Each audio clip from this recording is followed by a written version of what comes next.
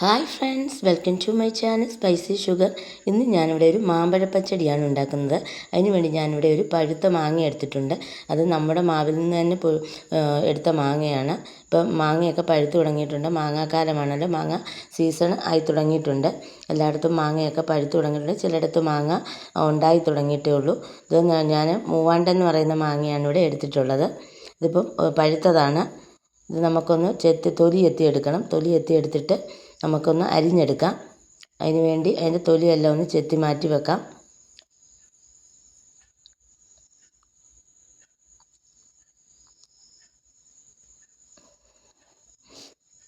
ഞാൻ വീഡിയോ എടുത്തുകൊണ്ടിരുന്നപ്പോൾ രാജീവേട്ടൻ അതുവഴി വന്നിട്ടുണ്ട്. അപ്പോൾ എന്നോട് എന്തോ കാപ്പി ഏതാണ്ട് ഇട്ട് തരാൻ പറയുവാണ്. ഞാനന്നേരം വീഡിയോ എടുത്തുകൊണ്ടിരിക്കുമ്പോൾ മാങ്ങ അരിഞ്ഞുകൊണ്ടിരിക്കും. അപ്പോൾ മാമ്പഴപ്പച്ചടിയാണെന്ന് അറിഞ്ഞപ്പോഴത്തേക്ക് കശി പിന്നെ അങ്ങോട്ടങ്ങ് പോയി. എന്നാൽ ഇനിയും വീഡിയോ കഴിഞ്ഞ് ഇതെടുക്കാം, കാപ്പി ഇടാമെന്നും പറഞ്ഞ്.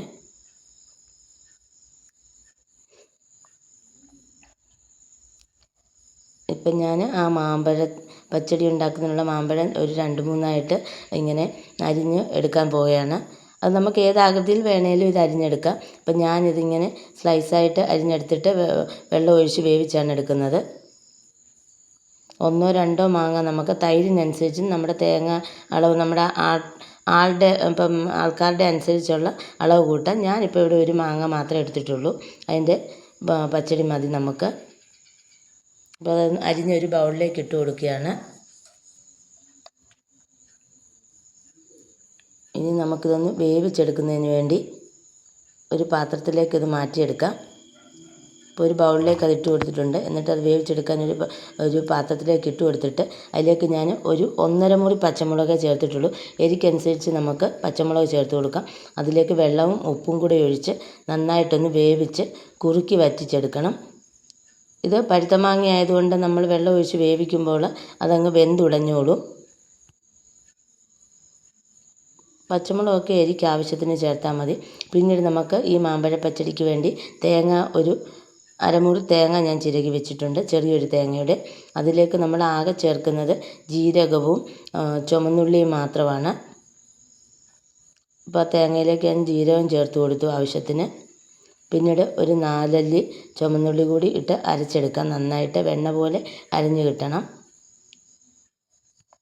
മിക്സിയുടെ ജാറിലേക്ക് നമുക്ക് ഇത് ഇട്ട് കൊടുക്കാം. ഇപ്പോൾ നന്നായിട്ട് അരച്ച് അത് നമ്മുടെ മാമ്പഴം വെന്തിരിക്കുന്ന പഴുത്ത മാങ്ങയിലേക്ക് ഇട്ട് കൊടുക്കാം. ഇനി നമുക്കിതിന് വേണ്ടി ഒന്ന് കടുക് വറക്കണം. ഇപ്പോൾ അതിനകത്ത് കടുക് വറക്കുന്നതിന് വേണ്ടി വറ്റൽമുളകും ചുമന്നുള്ളിയും കറിവേപ്പിലയും കടുകും കൂടെ പൊട്ടിച്ച് മാറ്റി വെച്ചിട്ടുണ്ട്. ഇപ്പം എന്നിട്ട് അരച്ച് വെച്ച അരപ്പൂടെ ചേർത്ത് വെച്ചിട്ട് ഇപ്പോൾ നമുക്ക് ഈ തൈര് ചേർക്കുന്നത് നമ്മുടെ ആ തേങ്ങ അരച്ച മാമ്പഴത്തിൻ്റെ അതിൻ്റെ ചൂടാറിയിട്ട് മാത്രമേ നമ്മൾ തൈര് ചേർക്കാവുള്ളൂ. അപ്പോൾ അത് നന്നായിട്ട് തണുത്ത് കഴിഞ്ഞ് നമുക്കതിലേക്ക് കട്ട തൈര് ചേർത്ത് കൊടുക്കാം. എന്നിട്ട് അത് നന്നായിട്ടൊന്ന് ഇളക്കി യോജിപ്പിക്കണം.